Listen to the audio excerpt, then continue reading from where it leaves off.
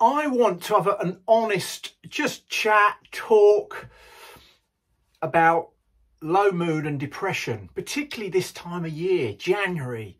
The weather in the UK here has been absolutely miserable. It's been driving rain. It's dark. It's the darkest time of the year.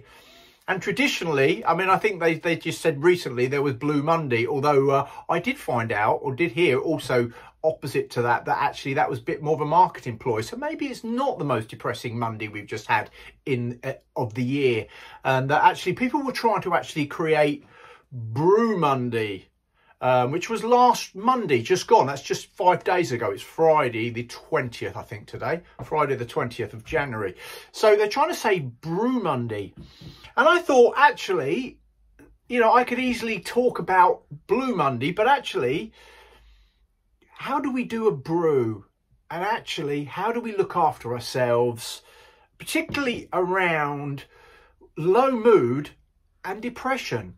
Well, low mood is something, as many of you know, is just, it comes and it goes. If you have got consistently low mood for about 3 weeks, then you need to get to a GP. And maybe it's just, that's something that you need to do. I'm an advocate of talking about it, as you know, of looking after particularly our mental well-being, and how important it is for us guys out there that just don't talk about it, that we just cover it up.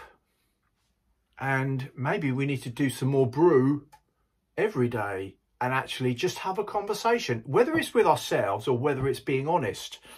And just at this time of the year, maybe just doing that check, because we can just keep pushing through. We can keep pushing through with our projects, with our work and stuff, and not really saying anything, not really talking. But it creeps up on us.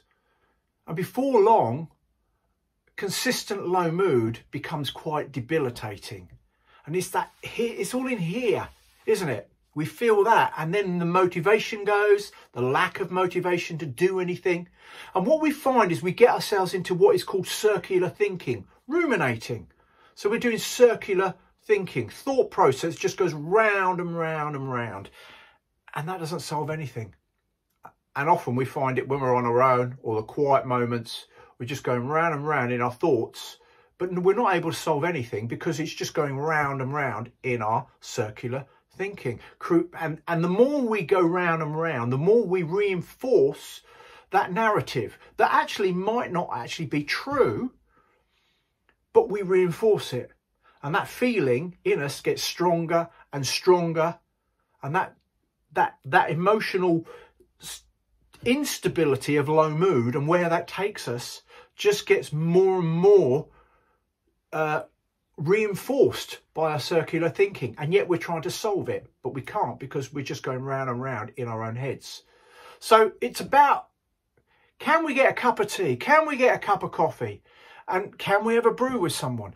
And maybe you need actually to be honest with yourself. And I would just put that out there, that give your GP, give your doctor a call if you've been struggling, because it might just be the thing that needs to happen if you've been consistently that for a long time. And low mood can come from a lot of things. It can be from being physically inactive, and as a result of being physically inactive, we have more aches and pains, or aches and pains stop us doing stuff. And then in the dark months, we don't get in our workshops, we don't get on our projects as much, because we're just caught in a rut, aren't we? We're getting stuck in that rut, that circular thinking. We're stuck in that rut, just going round and round and not really achieving anything.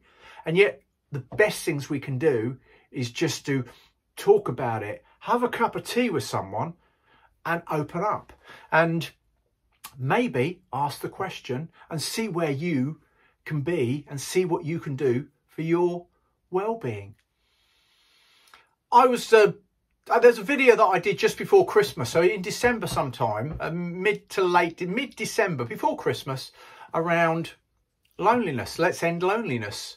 And loneliness is a big thing because we're so isolated. We all hibernate this time of year, don't we?